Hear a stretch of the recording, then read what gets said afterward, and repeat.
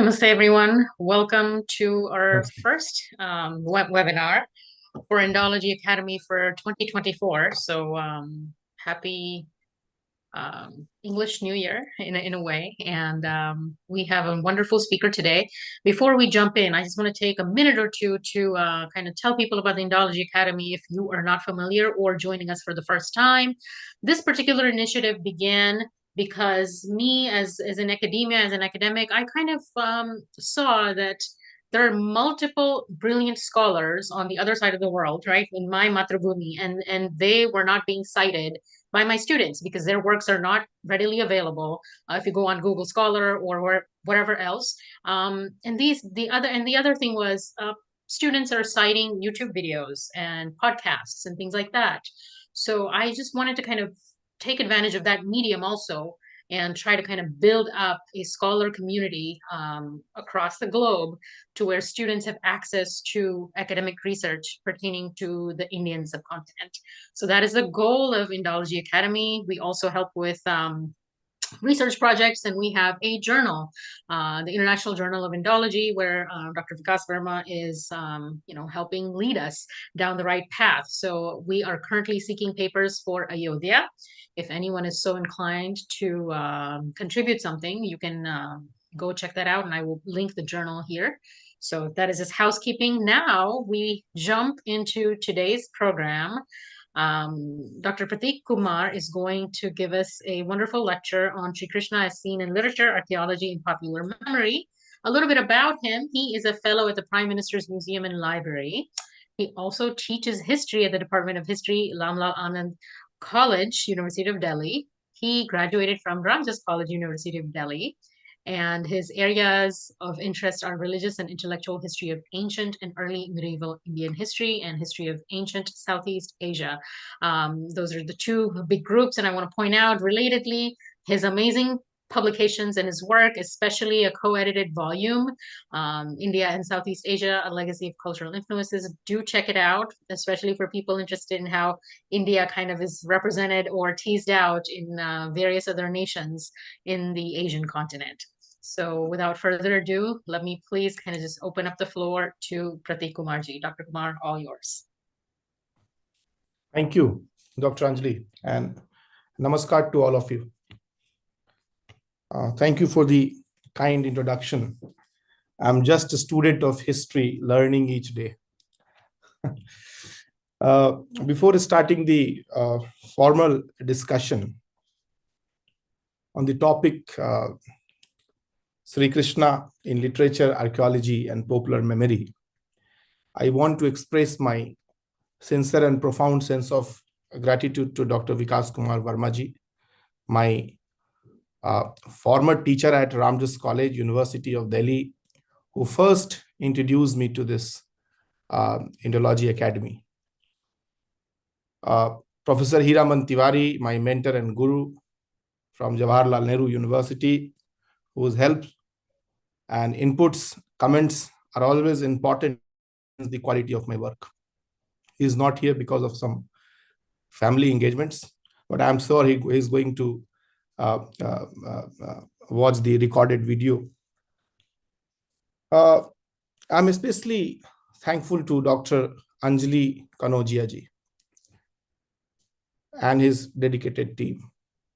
They have really worked hard to organize this discussion. I can see many of my friends like Saurav ji, Ajay ji, and many others, those who are joining this online discussion. I'm also thankful to all of them because in spite of having Sunday today, they decided to come and join. Let me clarify it in the beginning what I'm going to do. The present discussion is a very small section of my PhD thesis titled Many Faces of Krishna, Representation in Pre-Modern Sanskrit and Braj Tradition. I have obtained my PhD degree from Center for Historical Studies, Jawaharlal Nehru University. So this is just a small section of my part or section, whatever you want to say, of my PhD thesis on which I'm going to speak today. So since I have a limited time, and it is a Sunday today. So I know most of us get only a day in a week to spend with the family. So I also want to respect the timeline given by Dr. Anjali ji. So I have hardly 40-minute time to express my views. So let me clarify in the beginning what I'm going to speak. So this is basically about the structure of my presentation. So this presentation or discussion is divided into 3 parts. In the first part, I'm going to discuss some of the views and opinion of Western scholars on Lord Śrī Kṛṣṇa. The second part of this discussion is an attempt to deconstruct the ideas raised and promoted by some Western Indologists, and later on followed by some Indian historians, that Krishna is a mythical figure. And while doing so, an attempt has been made to establish the historicity of Dwarka. Because if we want to establish this fact that Krishna is not a mythical figure, it is essentially required to talk about Dwarka. It is essentially required to talk about the historicity of Dwarka. So on the basis of archaeological remains, I'm going to talk about the discovery of Dwarka, the sunken city founded by Lord Krishna. In this section, I'm going to use both literary and archaeological sources. The last section, I hope I will get enough time to discuss the last section as well. So in the last section, I will try to talk about the representation of Lord Krishna in popular memory, basically focusing on the drama, dance, and Hindi movies. So I hope I'm going to get some time to share my views on it as well. So first, I'm going to talk about Krishna and the early Indology. As you can see on the screen, I have highlighted the name of the early Indologists, those who have worked on Indian religion, and especially on Krishna. Some of the important names are Sir William Jones, Charles Wilkins, and Thomas Colebrook. They are considered as the father of Indology. As we all are aware about this fact that Sir William Jones was educated at Oxford, and there began his studies in Oriental and other languages. So he learned a couple of Oriental languages. And after his appointment as a judge of Supreme Court in India, Sir William went to Calcutta in 1783, where he established the Asiatic Society of Bengal. So why I'm talking about Sir William Jones? Because his opinion about Bhagavad Gita, which is again a very essential source of my study, it is important to talk about what he thinks about Gita, how Wilkins present Gita as a textbook. So that is why I have decided to talk about these names, like the Nicola MacNicol, like the Washburn Hopkins. These are some important Indologists, early Indologists, those who have worked on Indian religion, especially on Hinduism, right? So after the foundation of Asiatic Society in 1783, William Jones described Bhagavad Puran as a motley story. So he considered it as a motley story, and he speculated that the Bhagavata came from the Christian gospel. You see what he's saying. He's trying to connect Bhagavata with the Christian gospel, which had been brought to India and repeated to Hindus, who engrafted them on the old fable of Keshav.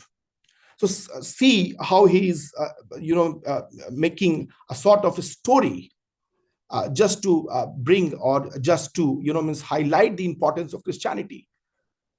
So he was saying actually the term Bhagavat came from the Christian gospel. So, but however, this theory has by and large discarded, because the record of Krishna worship predate the Christ. The date of Krishna cannot or should not be studied in the light of the statement given by Sir William Jones. In the long list of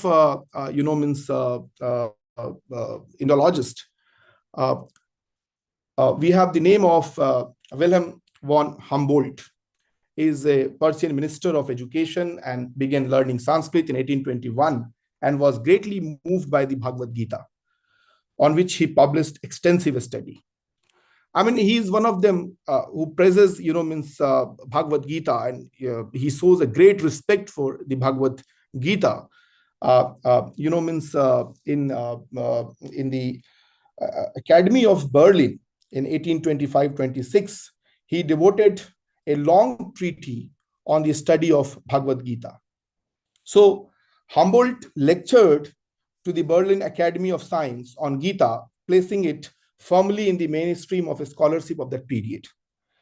And he especially found in the Bhagavad Gita his own spiritual ancestors. You see the contrasting views coming from two early Indologists, Weber and Humboldt. One is saying that this Bhagavatism is very much essentially a part of Christian gospel. And then Humboldt is of the opinion that as a text, Bhagavad Gita is uncomparable.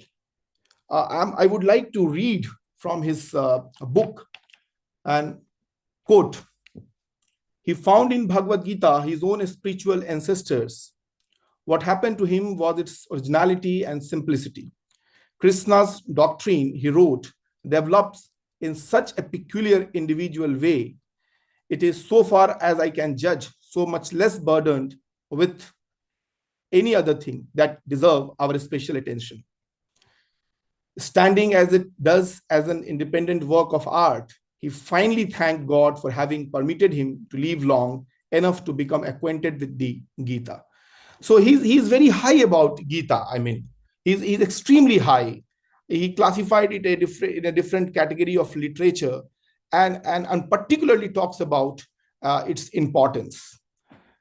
But in response to his argument or his statement, Weber came into forefront.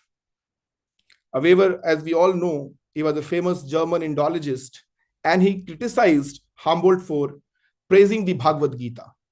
His immediate response was to speculate that Mahabharata and Gita were influenced by Christian thought. So you see the contradiction coming among the early Indologists. One is praising Bhagavad Gita, like Weber is saying that Mahabharata and Gita were influenced by Christian thought. Again, we have E. Osborne Hopkins. He was supporter of Weber, who promoted this theory that the text like Mahabharata was influenced by Christian thought. And he was also a Sanskrit scholar, but his theory lacked any hard evidence and was considered so ridiculous that most scholars in European university rejected it, despite their Christian leaning. Nevertheless, the propagation of this hypothesis played its mischief and was mainly responsible for the hesitation of the Western scholars to assign to Mahabharata a date earlier than that of the Christian era. So they don't want to, confess this idea that Gita could be of, independent origin, right? They want to link Gita with Christianity. They want to link Gita with Christian thought. So this is how the early Indologists, they were responding to one of the most, prestigious texts of India. In response to the early colonial writings on Krishna, the famous Bengali writer, it is very important to mention here the role of Banking Chandra Chattopadhyay and his writing, especially the Krishna Charitra. So Banking Chandra Chattopadhyay, in his Krishna Charitra, he talks about Weber. And I'm again reading from chapter 4 of his book. What is his opinion about Weber? How he is responding to Weber? So he says, the celebrated Weber was no doubt a scholar, but I'm inclined to think that it was an unfortunate moment for India when he began the study of Sanskrit.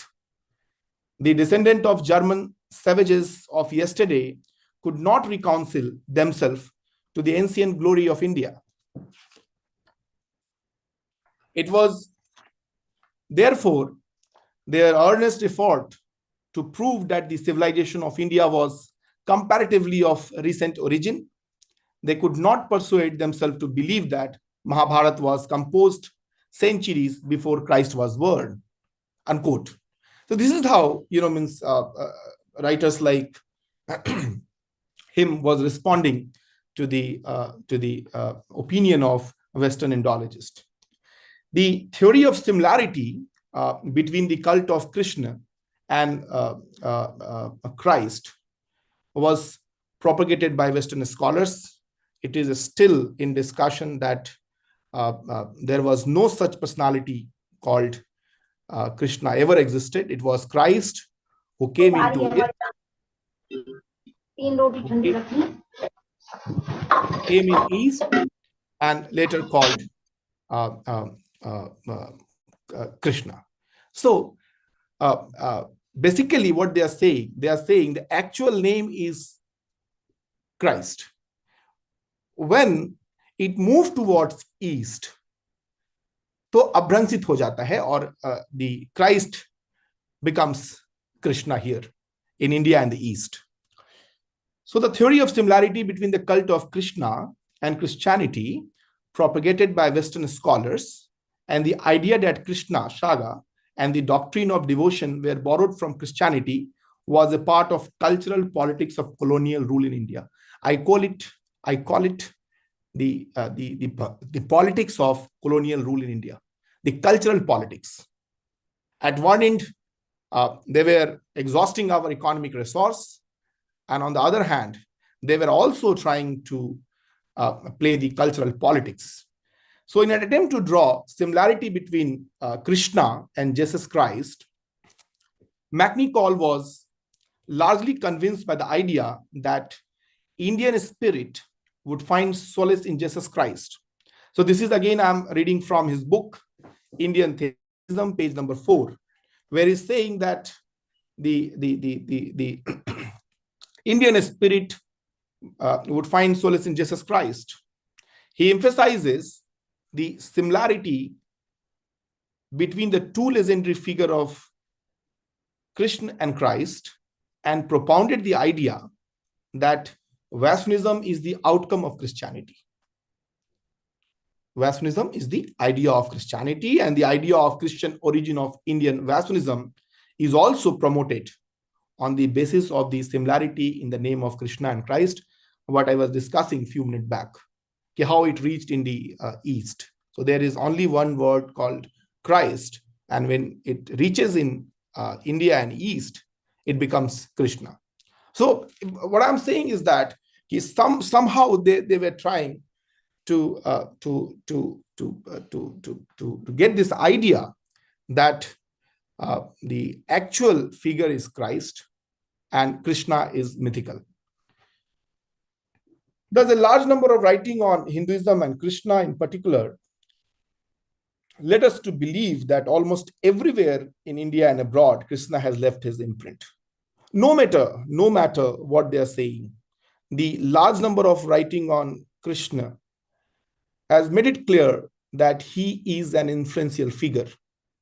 And now we are also going to deconstruct this idea that he is not a mythical figure on the basis of scientific records and excavations.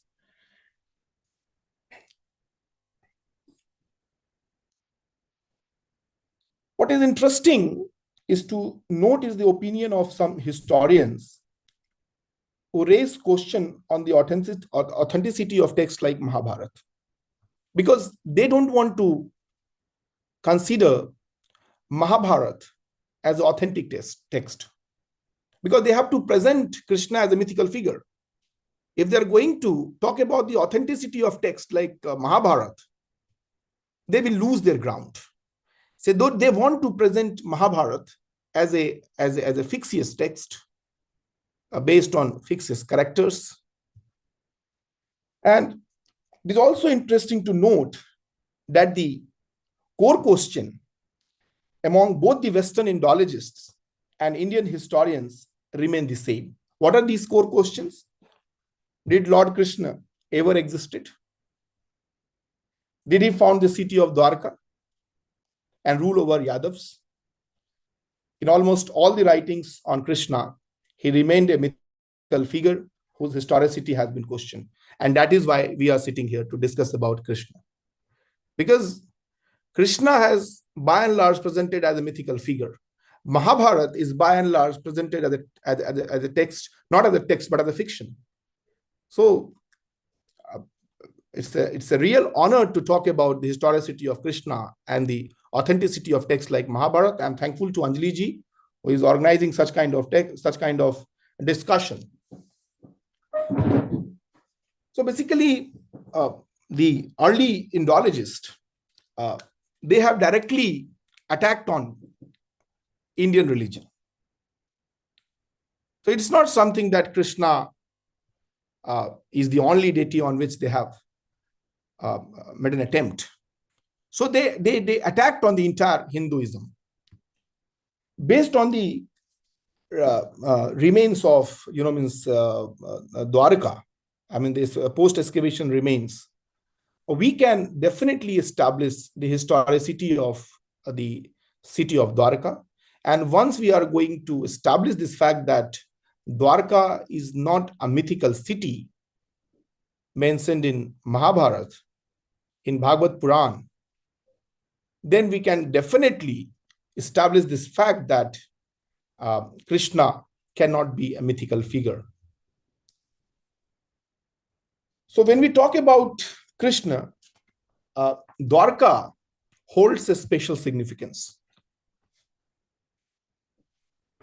Dwarka, as we all know about it, that it is one of the 7 holy pilgrimage center in India on the bank of river Gomti in the state of Gujarat.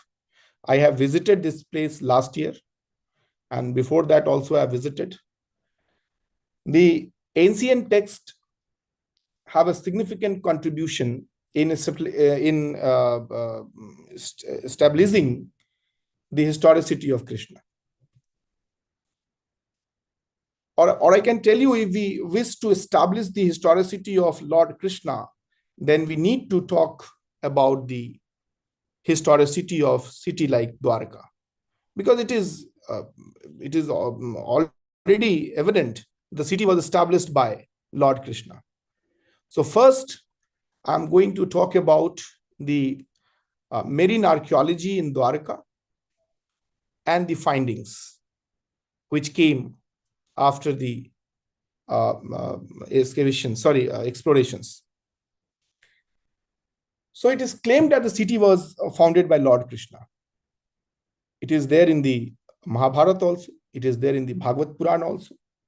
And the antiquity of city of Dwarka could be established by this fact that its reference comes from Mahabharata, as I have mentioned.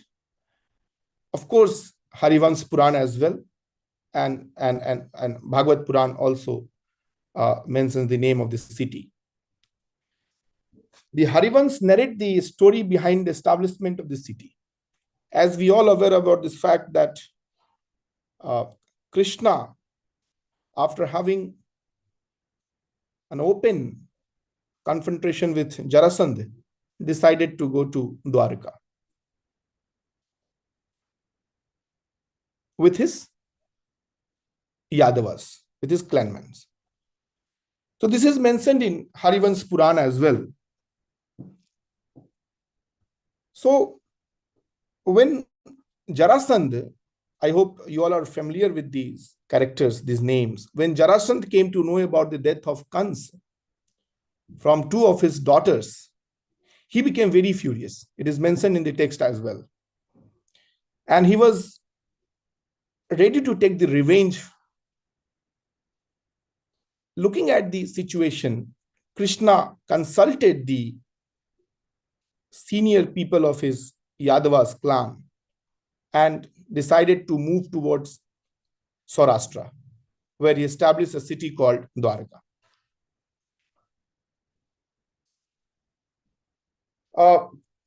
When he reached Dwarka, in the region of Saurashtra, he requested the god of Samudra to give 12 yojans of land. A yojan is basically the unit of measurement. So Krishna told in Mahabharata that the city of Dwarka was built on reclaimed land. What is this reclaimed land? Because the land was submerged in the water. And it is mentioned in Harivansh Puran that Lord Krishna asked for 12 yojans of land. Please take note of 12 yojans of land, because when we are going to talk about the underwater excavation, I'm going to highlight this point. Because 1 yojan, it ranges between 3.5 to 15 kilometers. So he requested the god of Samudra Devta ko, he requested to give 12 yojans of land to build the historic city of Dwarka. In post-independent India, the first systematic excavation of Dwarka started in 1931. Hiranand Sastri took up this task, but he was mainly concentrating on Prabhaspatan and all, Somnath and all. So, but I can tell you that this was the beginning of the excavation in the region of Saurashtra. So in the post-independent India, as I have mentioned, archaeologists made attempt to find the material evidence so that they can prove the historicity beyond the doubt. We have been listening from our childhood days that there is no such character called Krishna. The Dwarka mentioned in the text is a mythical city, right?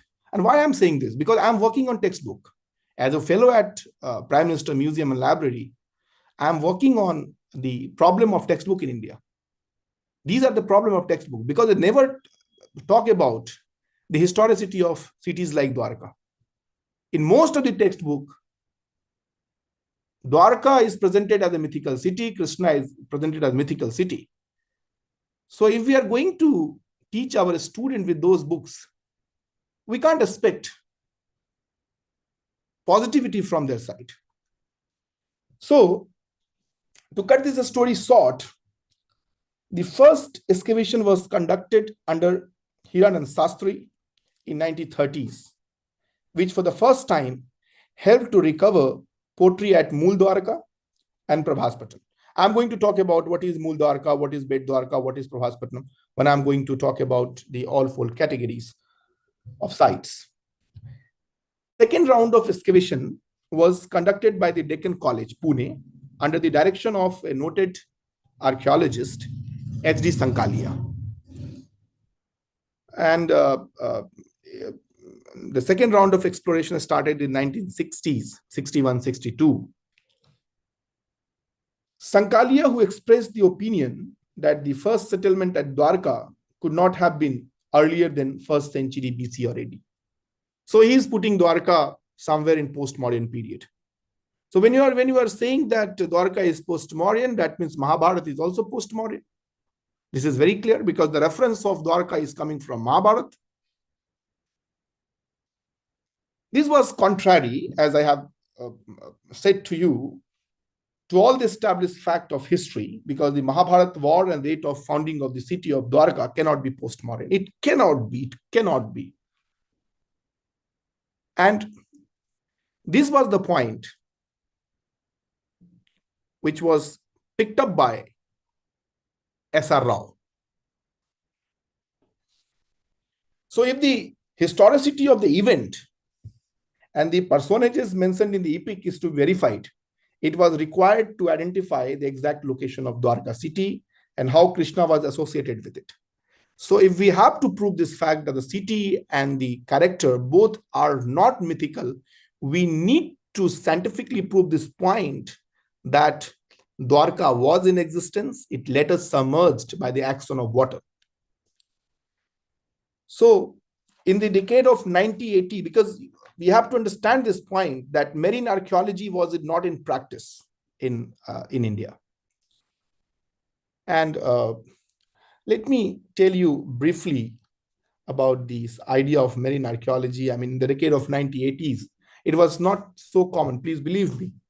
Nobody can in the 1980s, nobody can thought of it that they could go underwater to discover a city named Dwarka. So when Rao proposed this idea of marine archaeology, most of the institution in India, they were saying, what you're saying, how can it be possible to do underwater explorations? So, but fortunately, Marine Archaeology Unit, which was later designated as Marine Archaeology Center, was established in National Institute of Oceanography, which is situated in Goa in 1981, for conducting offshore excavations. Some probable places sought to be identified with city of Dwarka was pointed out. So at least there are 3 to 4 places on which the team of marine archaeologists, they have decided to go for the underwater excavation. These are present Dwarka town. Please note it. Present Dwarka town, where the present Dwarkadhish temple is situated. A site near Vishavat, 40 kilometers south of present Dwarka. A site near Madhavpur Gher, which is 50 kilometers southwest of Porbandar. And fourth, most important, Mool Dwarka, Bed Dwarka near Kodinar. It is in the Una Taluk in Junagadh district of Gujarat. So these are the 4 areas identified by the marine archaeologist or archaeologist, you can say. S.R. Rao talks in detail what was the problem involved while he was excavating, while he was going for the this underwater excavation. He mentioned this point that most of the archaeologists, they were having no training in swimming. तो आप अंदर जाने का तो बात ही छोड़ दीजिए. Forget about it. Who will go deep into the water to find the remains? Then he said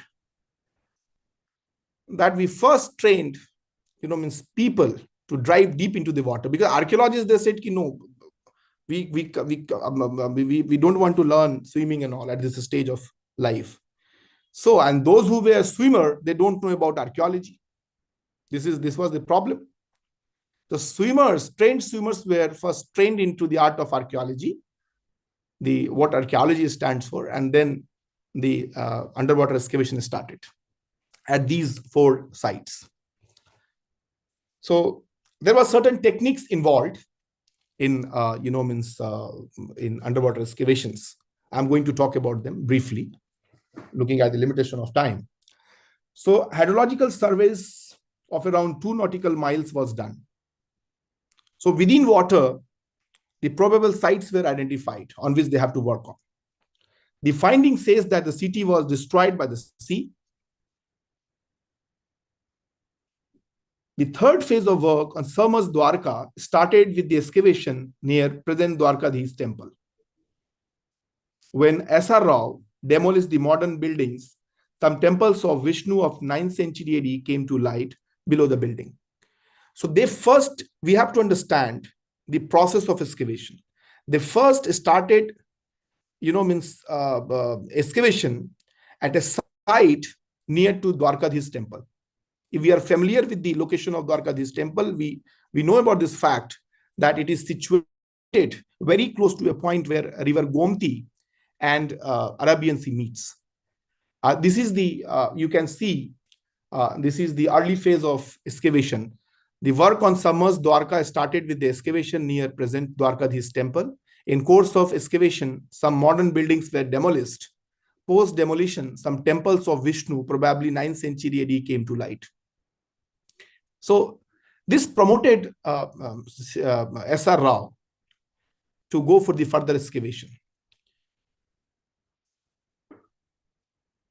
A distinct kind of pottery known as lustrous redware has been found here. And this is again, if we remember the excavation of Bibi Lal, he talks about a certain kind of pottery very indigenous to Mahabharata period. So this pottery is an indication of that. A similar kind of pottery is found. And he tells us about the site was in existence during the Mahabharata period, so it is not mythical. Those who are saying mythical, to go and read go and read the text, what actually it stands for. So at Prabhas Patan, a site of Mahabharat period, the same pottery date back to about 1500 BC came into light. So the inferences are very clear. Those who are listening this online lecture, they can easily understand what S.R. Rao is trying to say. And if you remember the writings of, this Bibilal Sahib, who talks about the same kind of pottery, which particularly belongs to Mahabharat period. So the reference of city of Dwarka mentioned in Mahabharat cannot be a mythical figure. It cannot be, because again, the evidence of pottery, the similarity of pottery mentioned in the text and coming in the course of excavation is an indication of this fact, that it cannot be a mythical city. A similar narrative is found in the Mushal Parva of Mahabharat. It mentions that the city was submerged in the seawater. So what is mentioned in the text is clearly evident from the offshore excavation. So how can we say the city of Dwarka is mythical? The excavation at another probable site named Bet Dwarka, which is 30 kilometers away from present Dwarka, was also carried out under the direction of S.R. Rao Sahib. And the site is also mentioned in Mahabharat. Mahabharat mentions the name of a site called Sankhodhara. It is basically conch, cell. Still today, this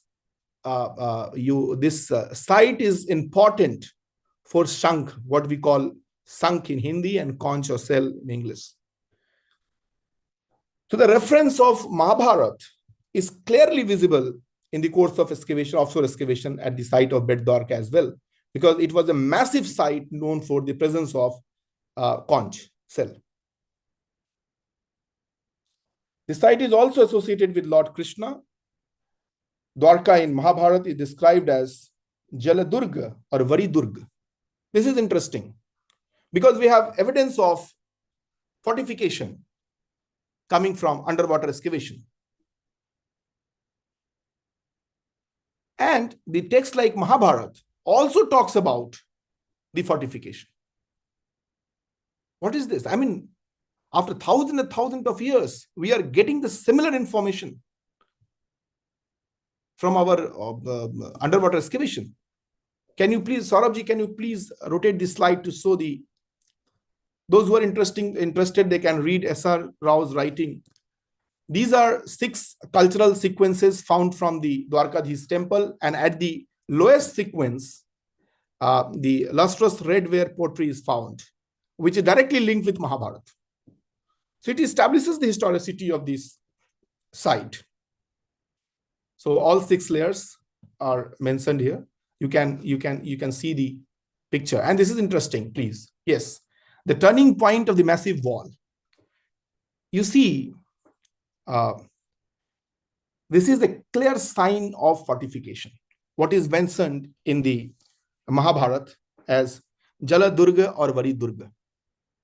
Dwarka को जलदुर्ग कहा गया है, वरिदुर्ग कहा गया है, and we are getting this the same evidence in our underwater excavation. Could you please, yeah, another figure, a massive enclosure wall of 558 meters in peripheral length. This is another example, all from underwater excavation carried out by Śrī Kṛṣṇa Rao, S.R. Rao. Yes, another.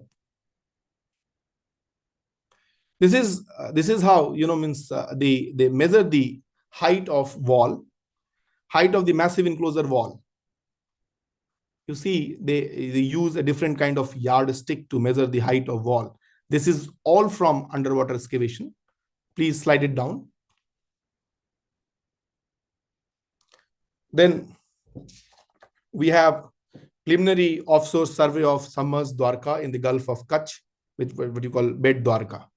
So somehow archaeologists, they explored the submerged city of Dwarka, which was overgrown with the vegetation. Please hold on now. With the vegetation, what I mean to say is that the structure of the old Dwarka was completely taken over by the water. And when they cleaned up, the shape started coming up.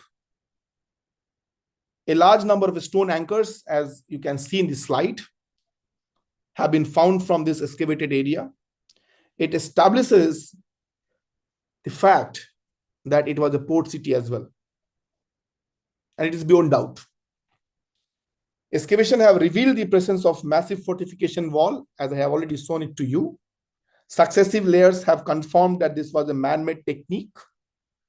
And other significant findings include redware, as I have mentioned, seals, inscribed jars, and perforated jars.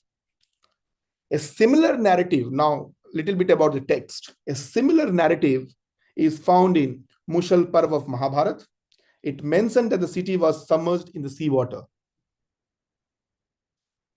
Excavation have revealed the presence of human settlement, a distinct pottery known as lustrous redware. I've already shown it to you, along with some stone anchors. You can still have a look of it. At Prabhas, another Mahabharata period site, the same pottery was found in excavation dated back to 1500. So there is a direct relation between the findings, underwater findings came from underwater excavation and what is mentioned in the Mahabharata. This tells us that the submerged city of Dwarka and Mahabharata belongs to the same period. It belongs to the same period. And careful hand finding during the underwater excavation rewarded with discovery of copper and bronze articles as well, like the bell and the decorated arch, which were probably used for ritualistic purposes. The finding in the excavation corroborate the description of the city of Dwarka as given in the Mahabharata, that is Vadi Durga, a fortress in the water. The existence of the ancient city of Dwarka in 1500 BC and its submergence has been proved on the basis of the findings, archaeological findings.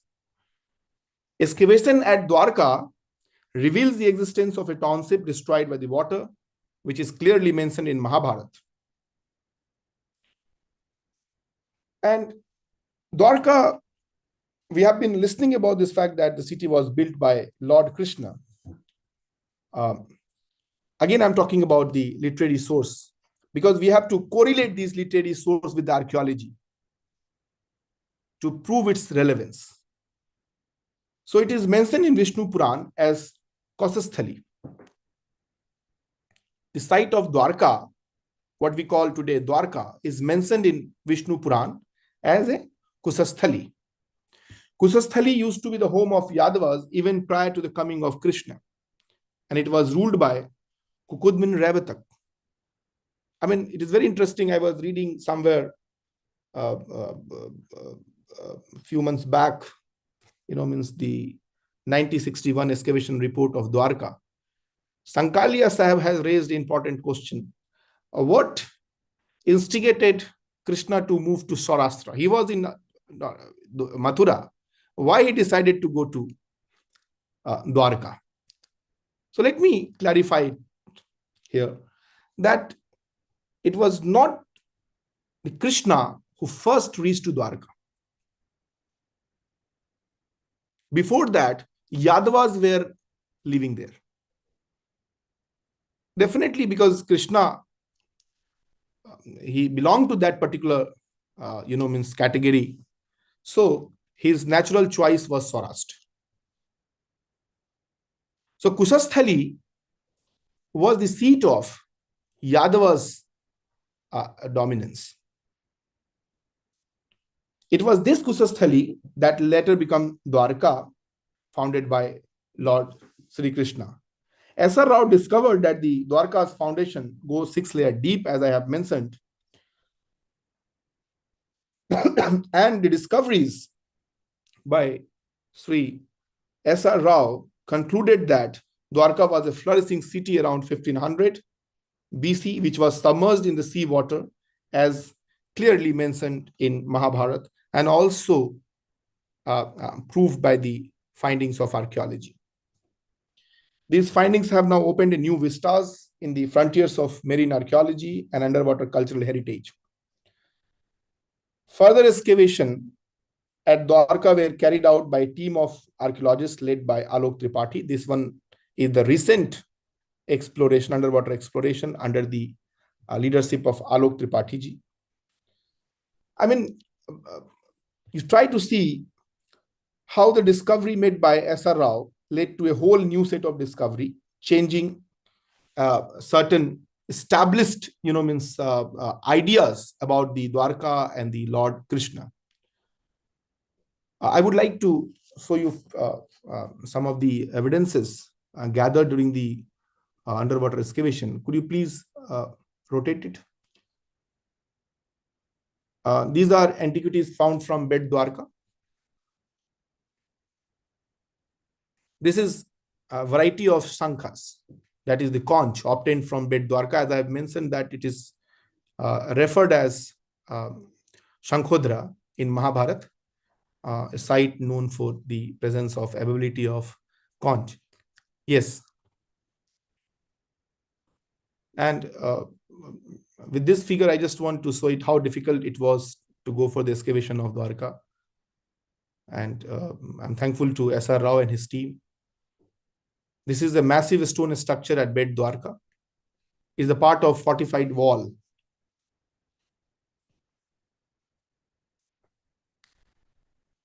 And this is again a massive wall of large dressed sandstone block in Dwarka water, all from underwater excavations, all pictures from underwater excavation. These are real pictures.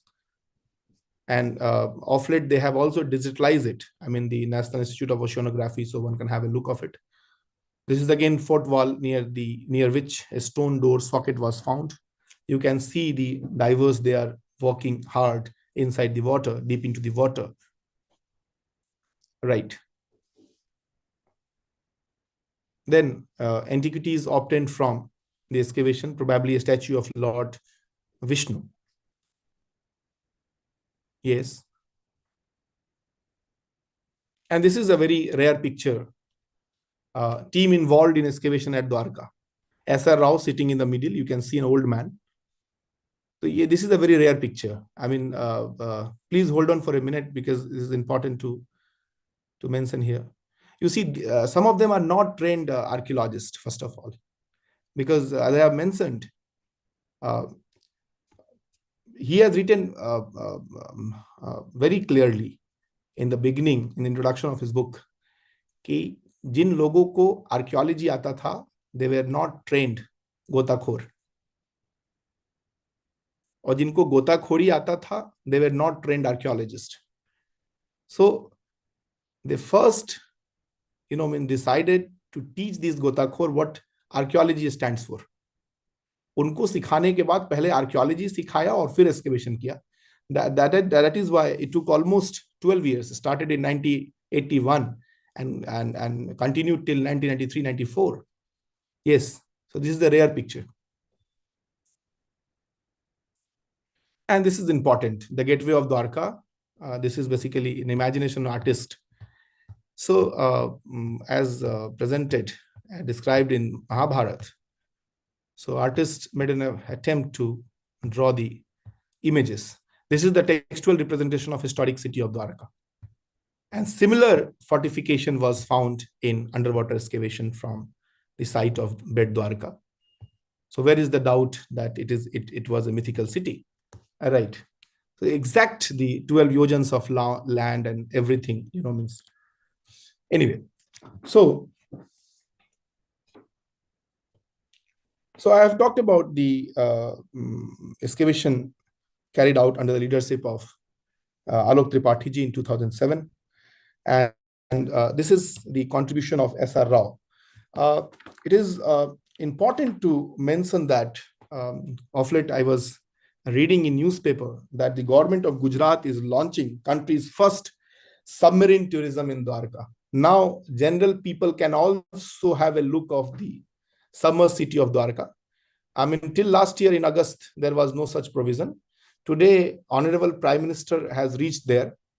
I saw his picture, Saurabh ji, and I was discussing about it. कि आज माननीय प्रधानमंत्री भी गुजरात में हैं और उन्होंने भी जो है अंडर वाटर जो है एक्सकेवेशंस को देखा है। तो आने वाला समय सुखद है, ये मैं कह सकता हूं। So the findings in excavation corroborated the description of the city of Dwarka as given in Mahabharata. That is Vadi Durga, as I have mentioned. So there is no doubt regarding it that the city was mythical. So I know I'm running out of time. So Saurabh, could you slide it down? I mean, you're okay. Like, take your time. We can shorten the Q&A.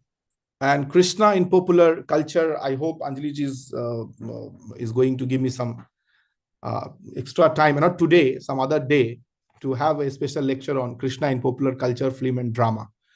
So I know it is already 9:15 and many of my friends, those who are in India, they must want to leave for their dinner. So very briefly, I mean, a small, means that discussion on the representation of Krishna in popular film, dramas and dance. This is Krishna Lila, 1971 film. So see in how Krishna is represented through popular literature. This is Śrī Kṛṣṇa Lila, again, a Hindi film, right? Most probably it came in 1983-84, if I'm not wrong. So Balram Śrī Kṛṣṇa in 1968, again a Hindi movie. I mean, see the, Krishna is stealing butter and making apology. These are the popular motifs. I'm sure we all have this picture in our temple, in our home, right? So could you please slide it down? Then Krishna is standing over Kaliya Nag, again from Bhagavad Puran, the dance of Kaliya. We have seen this in Śrī Kṛṣṇa. I'm sure about it. Then again, Krishna holding Govardhan Parvat. We'll know the story behind it. The worth of, story is that Indra became very angry when he came to know about the decision of Śrī Kṛṣṇa. And when the people stopped giving extra privilege to Lord Indra, so he decided to take away everything. So भारी भीषण बारिश होती है और श्री कृष्ण जो है उस पर्वत को अपने उंगली पे उठा लेते हैं. तो this is a very popular motif again. So we can have a separate discussion on this. Then again, Radha Krishna Ras Leela performed by Manipuri artists. This is very interesting. I mean, even in the northeastern India, we can see how Krishna is preserved through dance and drama. Yes. Then this is again a very popular motif, Ras Leela with gopis. Yeah. Thank you and Hare Krishna. What is interesting, I want to tell you is that in spite of all up and downs, Krishna is still is a part of popular culture and a popular memory. So thank you so much for giving me time to express my views on my Aradhya Lord Śrī Kṛṣṇa, and hope in future I'm going to get some extra time to discuss how Krishna is presented in popular memory and culture and tradition. Thank you so much, Anjali ji. Absolutely. Thank you. And while you take a breather, I just want to point out real quick. So Weber and his views towards Hinduism and caste and this, that, and the other. So I kept looking. So I'm working on a project on leadership, and I'm like, did he ever make it to India? And he never did. And so I'm thinking so many Indologists, so-called experts on India, never even made it to India to even write about it. So that is very interesting. And what you presented here is in line with what Indology Academy is trying to do, which is showing in India in the light it needs to be shown in, not distorted, not by some other lens. So thank you for this presentation. We will open it up to a brief Q&A. If anyone has questions, please, and I will let you either raise your hand or you can unmute and ask your questions. While people gather that, I also want to point out, yes, I too have been to Dwarka, and I saw the pictures of the Prime Minister this morning. Yeah. Oh, yes, and I was like, oh, how fitting is this going to be? So any questions? Yes, please, whoever has a hand up, go ahead, unmute and ask. Rohini ji. All right. Hello, Dr. Kumar. Thank you so much for the talk. And I just, in the beginning, you mentioned that some of the Western Indologists, they don't even consider that Krishna was real, right? Because he's such a huge and, such a grand personality that for them, it's completely impossible to find and to believe that, somebody who has so many characters and so many shades could exist, in real life, let alone in mythology. And even Pandit Baldev Upadhyay, in one of his books, Bharatiya Vangmay mein Shri Radha, he mentions explicitly that most of the Western Indologists, they really like completely defy, and they are not ready to accept that he was real. And they sometimes say that he was many personalities, many historical personalities over time, and they were like, sort of consolidated into one personality whom we call Krishna. So what are your views on that, sir? You want me to you want my views on this text, which you have mentioned? Yes, sir, exactly. And also how, Yeah, see, as I have mentioned in my lecture, that the early Indologists, and of course the Indian followers of those Indologists, they have always made an attempt to say that Krishna is a mythical figure. And the relevance of this lecture is that we have given ample evidence through scientific study using both literary and archaeological source to prove this fact that there was a city of Dwarka. Because when I mentioned about this fact that 12 yojans of land, and if you go and read the report of S.R. Rao, published by Ministry of Information and Broadcasting, it clearly mentions the same length of land which is there in the Mahabharata. So it is beyond doubt that it was a mythical city, first of all. Nobody can doubt on it. And this text is very important as it talks about the early Indologists and their critics. Because I have just made a limited attempt to present here the ideas of early Indologists. We have a plethora of writing available, those who are highly critical about the Indian religion and Indian culture, and not just about Ms. Krishna. It is interesting to see how they have distorted the entire Hinduism, and they have focused on the Christianity in totality, and somehow making Christianity superior to Hinduism. I'm not against of any religion. I'm not against of Christianity. I'm not against of Islam. But why you are trying to play with the idea of Hinduism when we have ample evidence, when we have ample source to prove this fact that it cannot be a mythical character? So I think we really need to work on the writings of early Indologists, and we need to come up with the ideas, real ideas, based on the study of sources, like what S.R. Rao has done to refute their writings, right? Right. So also, just a little another question. What advice would you give to somebody like me? For example, I'm just starting out on my research on Krishna. So what advice do you have for somebody who's just, beginning their research journey on Krishna? I have no idea on what aspect of Krishna you are working. It's such a wide topic, right? But focus on the primary source. Look for the sources where the reference of Krishna is there. You must be familiar with Bhagavad Puran and this Harivansh Puran, Mahabharata, and try to read all those sources and correlate the literary source with archaeological findings. That will serve the purpose. Otherwise, if you are just going to focus on the literary source, one can always raise the doubt what the early Indologists have done.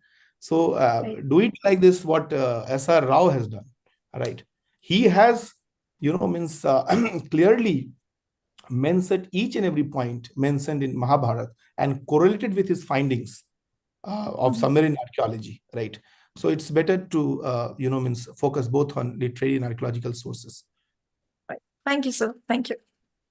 Thank you. And Rohini, I know you're not asking me, but Rohini, you can look up any of these old Indologists and take that up as a critique by using people like S.R. Rao's work as a source. Right. It's like, hey, this is what it says. So these are the critiques of it. Anyway, all right, Archanaji, you're next. Thank you. Thank you, ma'am. Archanaji, unmute yourself, please.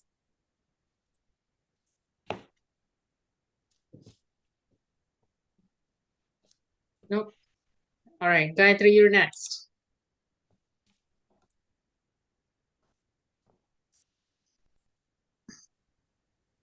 Thank you. Can you hear me? Yes. Yeah, I can hear Yeah. you. Yeah.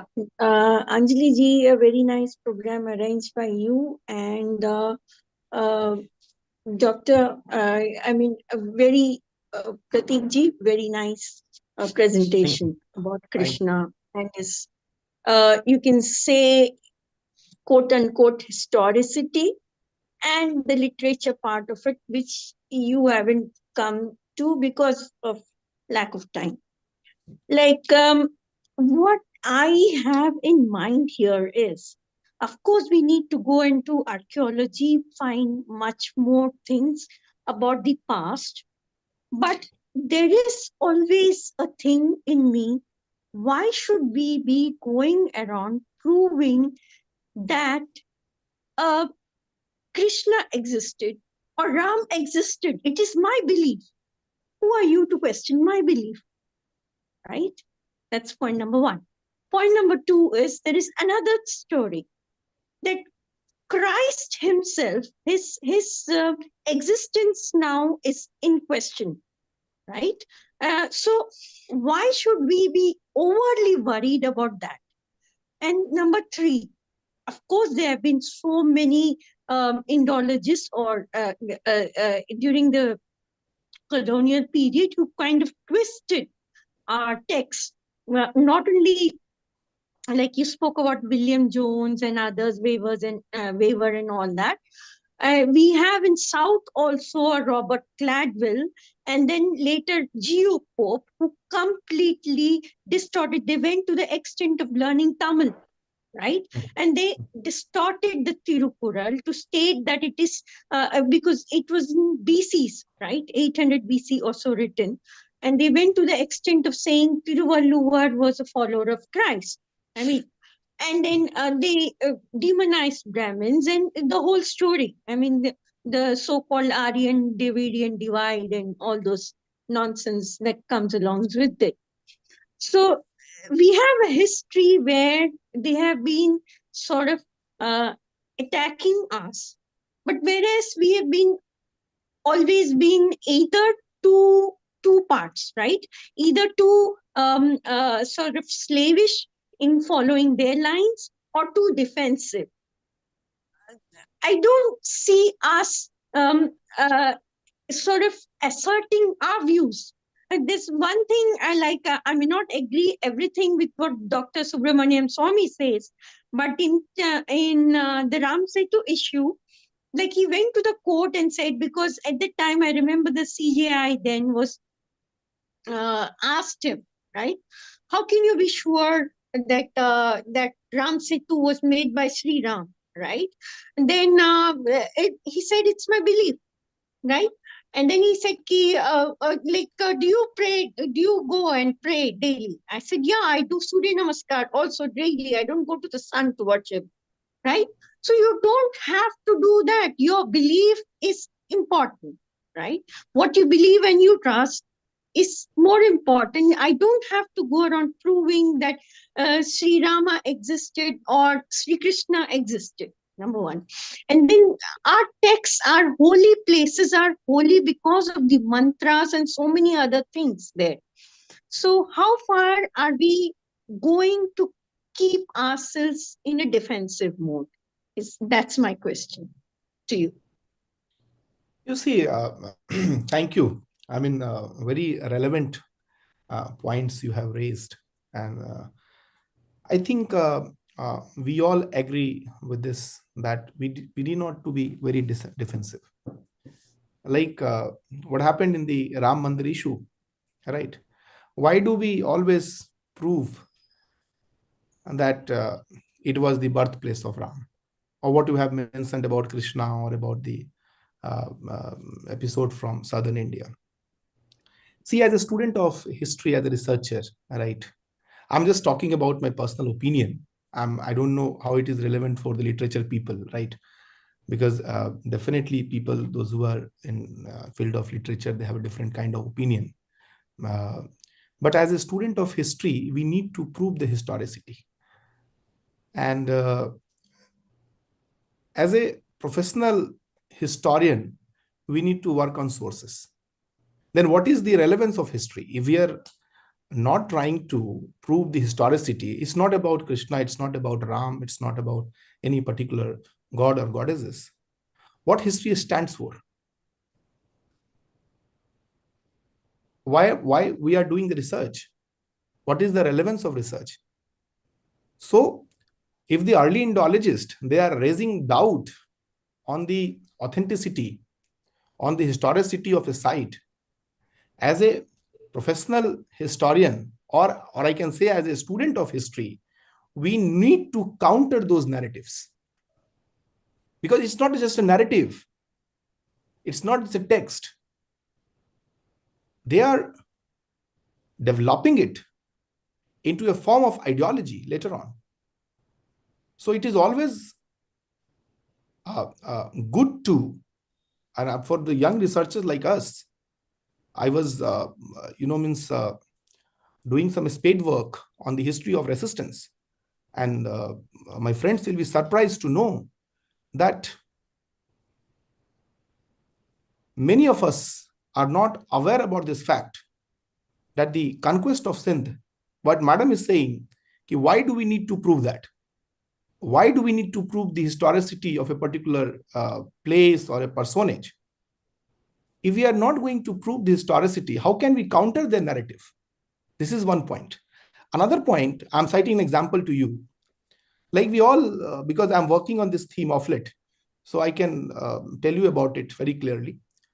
You see, we talk about the invasion of Arab. We just know about it from our textbooks. This is, I call, the problem of textbook. Qasim captured Sindh in 712 and 13 AD. We don't know what happened prior to that.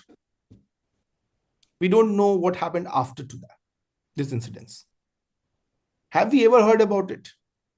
That the early Muslim raiders, invaders, they faced a very strong resistance from the local rulers, like the Chalukyas, Pratihars and all. If you read the textbook written by renowned historians, just talk about, the Arab conquest of Sindh. They don't talk about these local rulers. So I personally believe we need to challenge those narratives. If we are not going to challenge those narratives, our next generation will never get to know about what is the real history and how mythical history, self-constructed history is different from the real history. And that is why we need to work on language. We need to work on scientific methods to prove this point. Whatever they have written, that was written from a different perspective, that was written to demolish the image of India.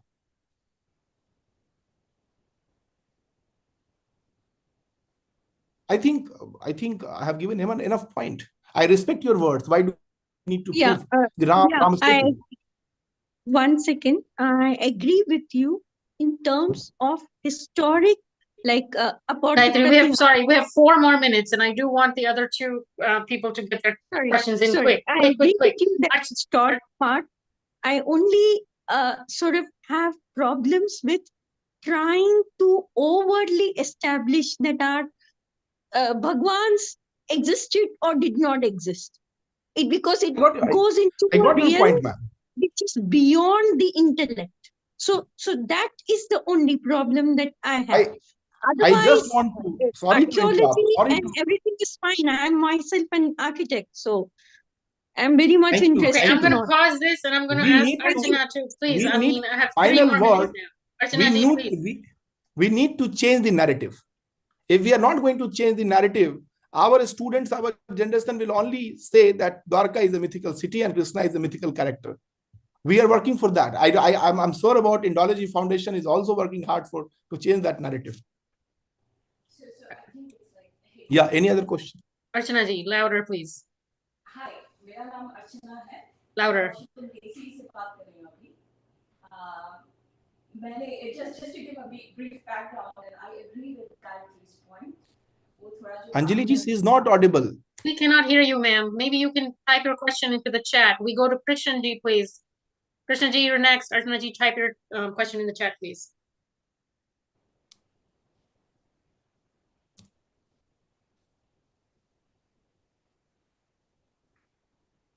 Krishnan ji, are you there? Not there. Krishnan ji, I'm going to try to unmute you so you can ask your question. I can see two hands, Krishna. I know. So Archana is one, but we couldn't hear her. So I asked her to type it up. And I don't know where Krishnan ji went. KG Tyagi, my colleague at Ramlal Anand College. He's raised his hand. Like in, yeah. Maybe he's not. Question here. Yes, thank you. Thank you, Dr. Pradeep. Thank you. And Thank he you is my youngest colleague in college. Thank you. And most brilliant, hard worker, historian. I have had a lot of time. All your blessings. All your blessings. I had a lot of discussion. And I will add one more thing, Prateek. Dwarka, you raised the issue. One is Lakshagraha in my hometown. It was also a disputed site till this month, but now where Pandavas have spent a good yes, years. Yes. Yeah. It is a merit. Yeah. And this is the mentality of intellectual, not only Western scholars but also Indian scholars. Their mentality, their intellect is not free. They are not free thinker. Look at the situation, because India has a lot of invasions. I have counted near about 17 invasions have been done by outsiders on India. So the mentality of scholars, academicians is captured by different spectrum, different arena. So we need to explore more and more things, and we need to change the narrative.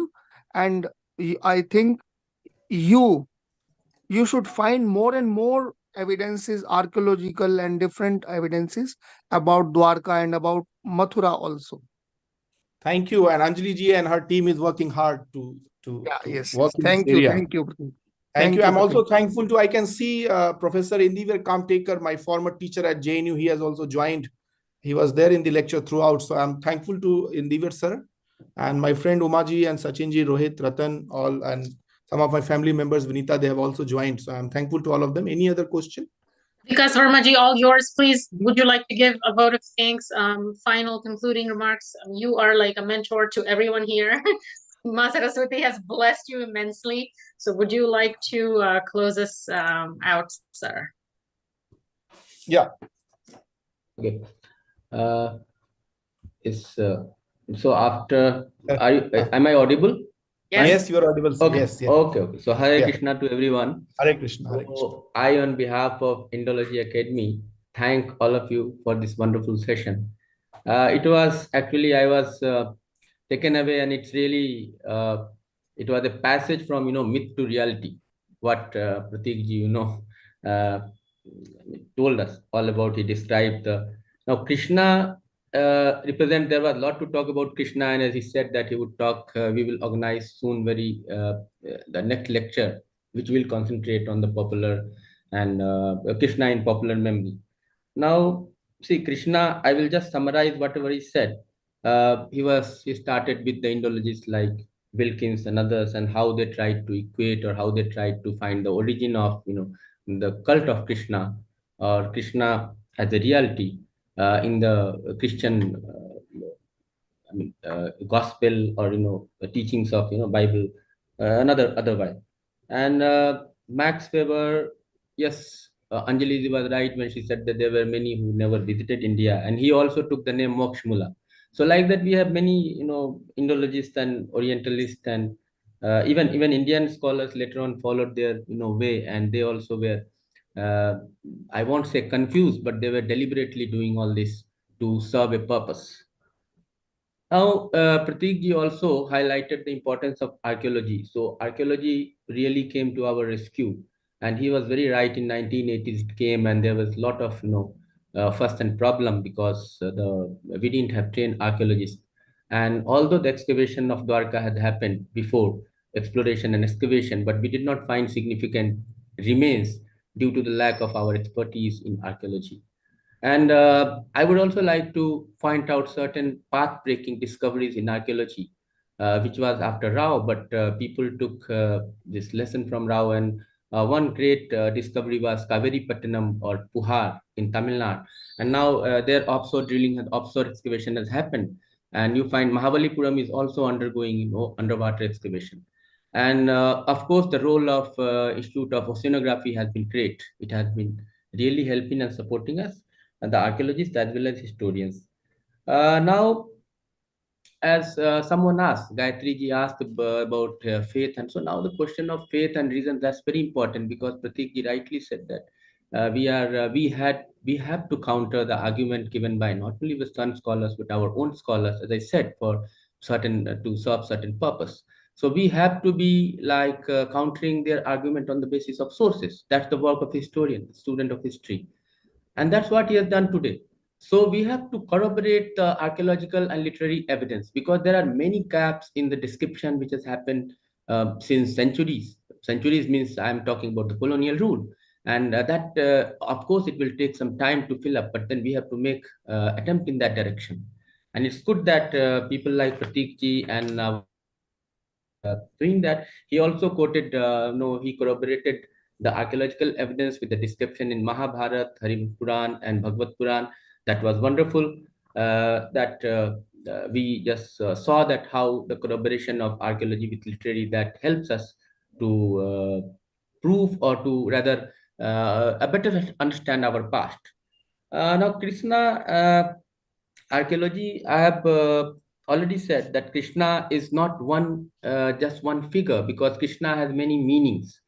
And Krishna represent, in fact, Krishna is the driver of the world. So he was not merely driving the chariot of Arjuna in Mahabharata. He's a driver of the world in the sense that, he's, yes, he is playful. He is doing his Rasa Leela. He is doing that, all that powerful acts. He is mesmerizing. He is all that knowledgeable, omniscient, omnipotent. All that characters, they are enshrined in Krishna. So Krishna cannot be a mythical figure, because a myth, and moreover, myth also, even if the Westerner took it as a myth, Didi Kosambi writes a wonderful book, and that is Myth and Reality. But if you read that introduction, you'll find there are certain gaps. You'll find that myth also presents certain messages. Myth are not meaningless. So you cannot discard something, as somebody, Gayatri ji, raised the question of faith and reason. Yes, faith also contains certain meanings. So, but again, that has to be proven. That has to be brought to light before all of us. So I would finally end. Yes, you also mentioned about Robert Caldwell. I was reminded of Robert Caldwell. He wrote about history of Tinnevelly. Robert Caldwell. But basically, you see, Robert Caldwell was, he was a missionary. So he has come with that purpose.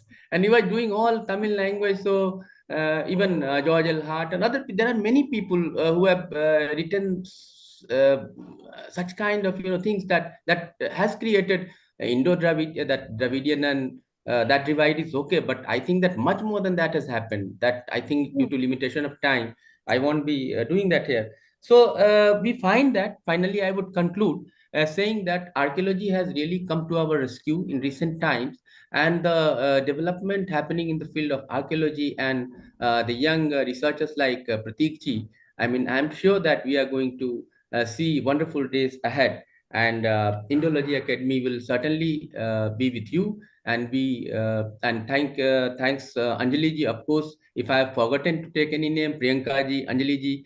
I am just speaking on behalf of Indology Academy, but academy is all yours. So please contribute your intellectual input here, and that's all we want. With all these words, I also thank all the participants and all the people who attended this program, and I would request that kindly circulate this message for further programs. With that, I will end, and Hare Krishna to everyone. Thank you. Hare Krishna to everyone. Namaskaram, pranam everyone. Thank you so much. See you next time.